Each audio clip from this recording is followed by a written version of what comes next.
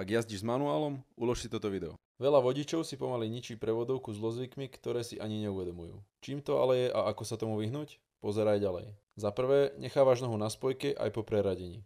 Mnoho vodičov má zlozvyk, že po preradení úplne nezvolnia spojkový pedál a nechajú na ňom nohu. Spojka tak zostáva mierne stlačená a namiesto plného záberu sa šmíka. To znamená rýchlejšie opotrebovanie a skrátenie jej životnosti. Najlepší spôsob, ako sa tomu vyhnúť, je po každom preradení dať nohu z pedálu dole.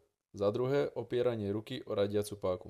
Keď pri jazde nechávaš ruku položenú na radiacej páke, vyvíjaš na ňu tlak. Ten sa prenáša na mechanizmus v prevodovke, ktorý posúva jednotlivé ozubené kolesá. Ak je v neustálom napätí, môže sa časom opotrebovať, čo spôsobí nepresné radenie alebo dokonca drahú opravu prevodovky. Ruku teda maj radšej na volante, poprípade na stehne, pokiaľ nemáš lakťovú opierku a páku používaj len pri radení. Takto si prevodovka zachová presnosť a vydrží dlhšie. Máš aj ty zlozvyk, ktorého si sa musel zbaviť? Napíš nám ho do komentára. Sleduj nás a zisti viac tipov, ako predĺžiť životnosť tvojho auta.